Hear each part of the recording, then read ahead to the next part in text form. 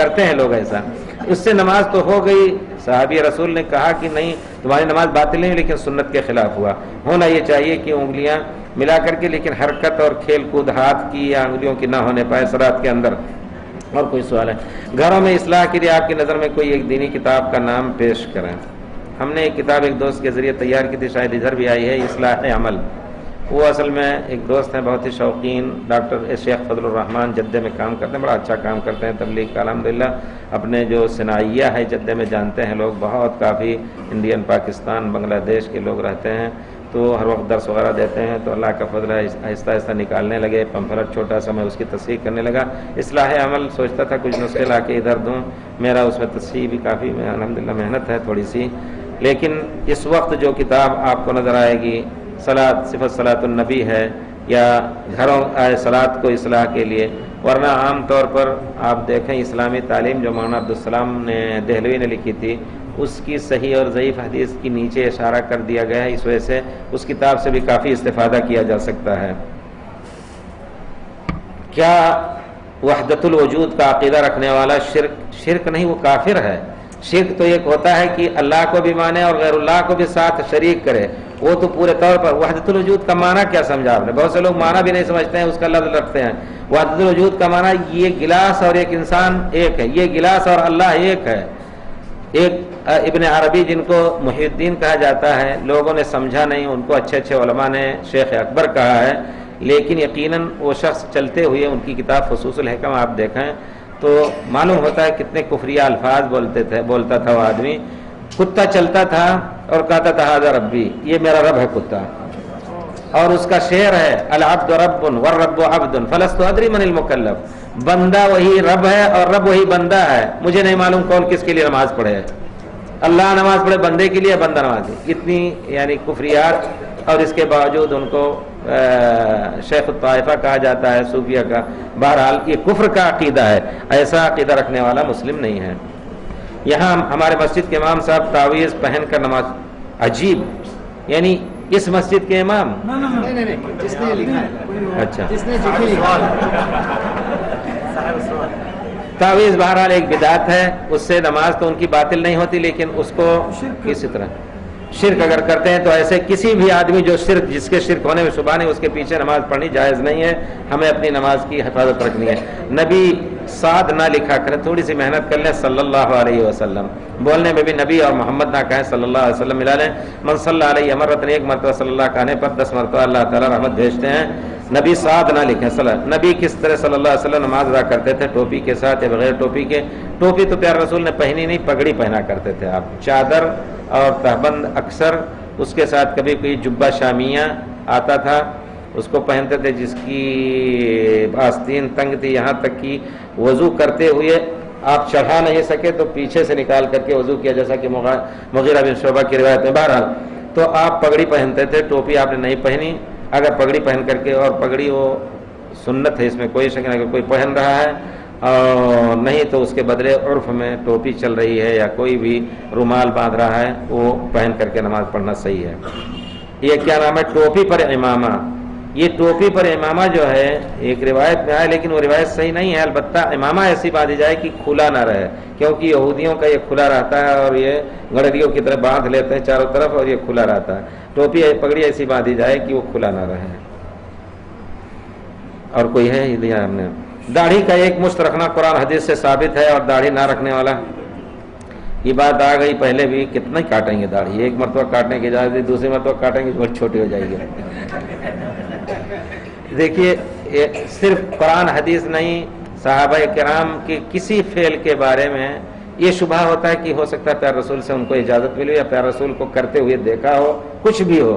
جب متبع حضرت ابن عمر رضی اللہ تعالیٰ عنہ اتنے متبع سنت تھے کہ جب جاتے دوسرے صحابہ اتنا نہیں کرتے تھے, کہیں جاتے دیکھا پیارے رسول قضاء حاجت کے لیے وہاں بیٹھے تھے, سواری روک کر کے جا کر کے تھوڑی دیر وہاں محبت رسول میں بیٹھ کر کے اور پھر چلے آتے تھے. تو اتنے متبع سنت کے بارے میں یہی شبہ لگتا ہے کہ ہو سکتا ہے کچھ اجازت ملی ہو, تبھی وہ کاٹ لیتے تھے داڑھی کے مشت کے مٹھی کے نیچے سے. اسی طرح حضرت ابو ہریرہ سے بھی جب ثابت ہوا تو صحابہ کے افعال میں یہی شبہ ہے, اس شبہ کی بنا پر اس کو غلط نہیں کہا جائے گا. اگر کوئی کر رہا ہے تو بدرجہ مجبوری کہا جائے گا. اور خاص طور پر اپنے نوجوانوں کو کہتے ہیں کہ اتنا رکھ لیں تو بہت غنیمت ہے, کیونکہ نوجوانی میں 20 25 30 سال تک اتنا رکھ لیں, پھر بڑے ہوں گے تو انشاءاللہ وہ خود بڑھ جائے گی انشاءاللہ. اس کو گمراہ نہ کہیں, اگر کوئی اتنا کاٹ لے رہا ہے تو لڑائی اس سے نہ کریں. اور داڑھی کا مونڈنا بہرحال یہ گناہ ہے. کیا نمرود کے کان میں اذان اور اقامت دینا درست ہے؟ میرے اپنے نظر میں جو حدیث نظر آئی, اقامت کی حدیث صحیح نہیں ہے, اذان کی حدیث صحیح ہے. اذان کان میں نہیں کرنی, ایسے اذان اس کو سنا دینا ہے. جی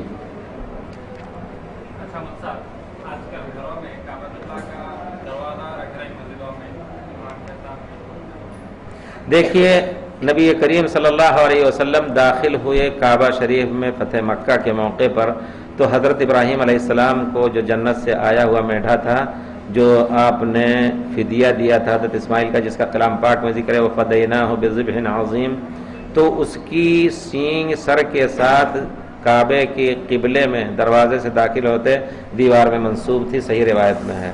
نبی کریم صلی اللہ علیہ وسلم نے عثمان بن طلحہ حجبی کو بلا کر کے کہا, جو کعبے کی کنجی بردار تھے, انہوں نے ان سے کہا خمر ہذین, ان کو ڈھانک دو, فإنه لا ينبغي أن يكون في قبلة المصلي, کھا کر کے لٹکاتے ہیں اس میں بیلٹ میں لگا کر کے. تو دروازوں پر ہم نے یہ عام کوشش کی ہے کہ دروازوں پر نکلتے ہوئے آدمی پڑھے, داخل ہوتے پڑھ لے, قبلے کے اندر نہیں ہونا چاہیے. جی تو یہ جو لگتے ہیں اس کو آپ رکھ سکتے ہیں زینت کے لیے. اس سے تبرک کا اگر مسئلہ کوئی لے رہا ہے, اس کو باقاعدہ چھو کر کے, تو پھر اس کا رکھنا بھی صحیح نہیں. لیکن ایک زینت کی چیز ہے, اگر رکھنا ہو تو ایسی جگہ پر رکھیں جہاں لوگوں کو خلجان نہ ہونے پائے ان کی صلاۃ میں. ہم نے رسول ساتھ بھی, پھر آپ نے لکھ دیا, بار بار لکھ رہے ہیں, ہم نے رسول صلی اللہ علیہ وسلم کی حدیث پڑھی ہے کہ جو شخص فرض نماز نہیں پڑھتا وہ کافر ہے. کیا اس کو پھر سے کلمہ پڑھنا ہوگا؟ جی ہاں, علماء نے اس کو قتل کا فتویٰ دیا ہے. آسان نہیں ہے مسئلہ صلاۃ کا. جی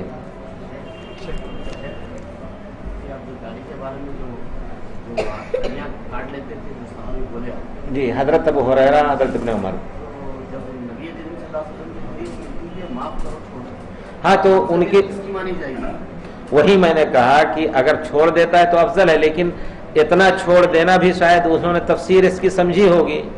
جیسے بال کو اتنا چھوڑ کر کے لمبا بال کہا جاتا ہے, جمہ اور لمہ پیارے رسول رکھتے تھے, تو صرف اس وجہ سے صحابی کے ایک احترام میں کہ ان کو ذال مزل نہ کہا جائے کہ وہ گمراہ ہو گئے. یہ امت کا ایک اصول فقہ میں بھی یہ چیز بحث کی جاتی ہے. اگر صحابی نے کوئی فعل کیا ہے تو وہ فعل رسول کی تفسیر اس سے کی جا سکتی ہے, لیکن عام صحابہ سے جب نہیں ثابت ہے تو پھر یہی کہا جائے گا کہ افضل یہ چھوڑ دے. لیکن اگر اتنا کر رہا ہے تو یہ نہیں کہا جائے گا حضرت عبداللہ بن عمر گمراہ تھے, حضرت ابو ہریرہ گمراہ تھے. اس وجہ سے جائز کہا جاتا ہے. صحابی رسول کے احترام میں غیر مسلم کے پاس افطار کی جا سکتی ہے.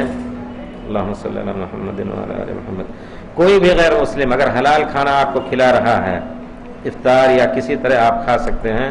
نبی کریم صلی اللہ علیہ وسلم نے, آپ کہیں گے کہ یہودیوں کا کھانا تھا, اگر وہ کھانا یہودی حرام کھلائے تو پیارے رسول نہیں کھاتے.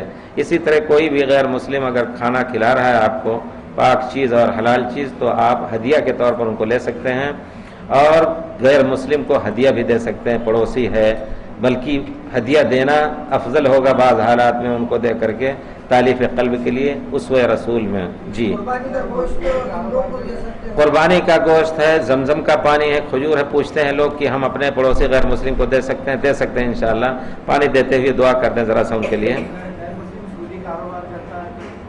دیکھیے کوئی شخص بھی اگر غیر سودی کاروبار کرتا ہے, آپ نہیں کرتے ہیں, وہ آپ کو ہدیہ دے رہا ہے, تو آپ کو لینا جائز ہے. آپ اس سے سودی کاروبار سے اس نے ایک گاڑی خریدی, وہ گاڑی آپ سے بیچ رہا ہے, آپ گاڑی خرید سکتے ہیں اپنے پیسے سے. نبی کریم صلی اللہ علیہ وسلم اسوہ ہم سب کے. یہودیوں کے بارے میں آیا اکالون للسحت, وہ حرام کھانے والے ہیں. اس کے باوجود جب وہ یہودی عورت نے آپ کو دعوت دی, آپ کو یاد ہے, اور آپ معلوم ہوا پیارے رسول صلی اللہ علیہ وسلم بکری کے دستے کو زیادہ پسند کرتے ہیں, تو پوری بکری میں تو زہر ڈالا ہی, اس دستے میں اور زیادہ ڈال دیا تاکہ پیارے رسول سے چھٹی مل جائے. یہودی عورت نے بلایا اور آپ کھانے گئے. ان کا حرام کھانا ہدیے کے طور پر پیارے رسول نے کھایا, جائز تھا.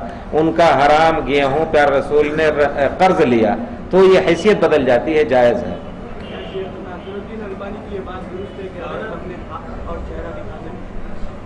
بہرحال ہم بہت سی چیزوں میں ایسے کھل کر کے ان سے لڑتے تھے سامنے بیٹھ کر کے، اس کی موافقت ہم نے نہیں کی ہے.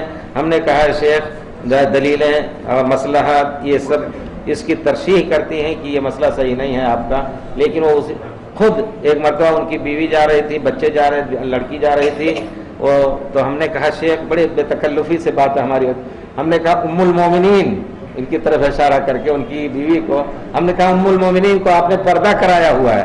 کہا ہاں ہم واجب کرتے ہیں مصلحتاً، لیکن اس کا حق ہے. اگر تو ایک مسئلہ ان کا ہے، ہم جب تقلید ہم نے چھوڑ دی ہم سب نے حضرت امام ابو حنیفہ، امام مالک اور رحمۃ اللہ دوسرے رحمہ اللہ کی، تو پھر ان کی یہ بات ہم نہیں لے سکتے. جی علماء کی توقیر اور مسئلہ تکفیر پر عوام کی توجیہ فرمائیں. صحیح بات ہے کہ تکفیر کا مسئلہ بہت ہی اہم ہے. تکفیر کا مسئلہ ہر ایک اس میں نہ پڑے، البتہ اگر اس کا دل میں شبہ ہو کسی نے کوئی ایسا کام کیا تو کسی عالم سے پوچھ کر کے پھر اس کو ظاہر کرے، ورنہ ہمارے آج کل چھوٹے بڑے بچے فی الحقیقتی وہ ہر ایک کی تکفیر کرتے پھرتے ہیں. اللہ تعالیٰ معاف کرے. جی کیا دو افراد ایک دوسرے کی بہنوں سے نکاح کر سکتے ہیں؟ شرط یہ ہے کہ آپ شرط نہ کریں کہ ہم اس شرط پہ ہم اپنی بہن کی نکاح تمہارے ساتھ کراتے ہیں کہ تم اپنے بہن کی نکاح کرو، اور دونوں کے درمیان مہر الگ الگ ہو تو جائز ہے. لیکن یہ کہہ دیں کہ تمہارے بہن کا مہر ہمارے بہن کے مہر کے بدلے ہے، دونوں کے مہر کو کھا لیا بیچ میں دونوں نے، یہ حرام ہے، اس کو شغار کہا جاتا ہے.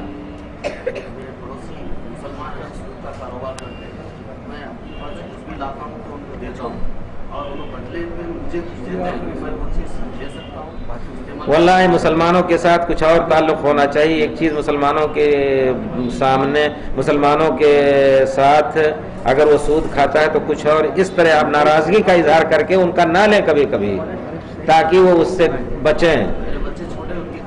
اگر جاتے ہیں تو جائز تو ہے، اس میں کوئی شک نہیں، وہ گناہ حرام کمانے کا ان کو آپ کو ہدیہ کے طور پہ کھلاتے ہیں دیتے ہیں کوئی حرج نہیں. لیکن دعوتی نقطۂ نظر سے حجر ایک چیز ہے کہ آپ ان کے حرام مال کو نہ قبول کریں، یہ بات بتانے کے لیے کہ بھائی یہ چیز جائز نہیں ہے، اس وجہ سے آپ چھوڑ دیں ورنہ ہم آپ کو یہاں نہیں کھائیں گے. اگر کھا لے رہے ہیں تو جائز ہے، لیکن اگر یہ کام کر کے کہ ان کو تبلیغ کے طور پر ان سے بائیکاٹ کرنے کی کوشش کریں تو یہ بھی افضل ہے انشاءاللہ. قادیانیوں کی عبادت گاہ میں ناواقفیت کی وجہ سے 2 مرتبہ جمعہ کی نماز ادا کیا ہے ان کے پیچھے، تو پھر آپ ظہر کی نماز دوہرا لیں انشاءاللہ. نماز نہیں ہوئی ان کے پیچھے، ظہر کی قضا کریں آپ. رفع سبابہ کے بارے میں روشنی ڈالیں. نبی کریم صلی اللہ علیہ وسلم جب بیٹھتے تھے تشہد میں تو آپ 53 کا یا حلقہ باندھتے تھے، 53 کا کی گرہ باندھتے تھے. 53 یہ ہے کہ انگوٹھے کی جڑ کو 1 2 3 4 5 6 7 8 پھر اس کے بعد 9 کو 10 کو، اس طرح 50 کا گرہ. یہ کتنے میں یہ کتاب بیچ رہے ہیں ایسے کر دے، اس کا مطلب 50 اور یہ 3 مراد 53. پیارے رسول صلی اللہ علیہ وسلم 53 کی گرہ باندھ کر کے 2 شکل ہے، یا تو آپ آہستہ آہستہ اشارہ کریں جیسا کہ بعض روایت میں ہے، یا مستقل ایسے اشارہ کرتے رہیں شروع سے آخر تک، تحیات سے لے کر کے السلام علیکم پھیرنے تک. اور جو لوگ ایسے رکھتے ہیں جب اشہد ان لا الہ الا اللہ کا موقع آیا تو اٹھا کر کے 2 ٹھوک مارتے ہیں، وہ غلط ہے، سنت کے خلاف ہے.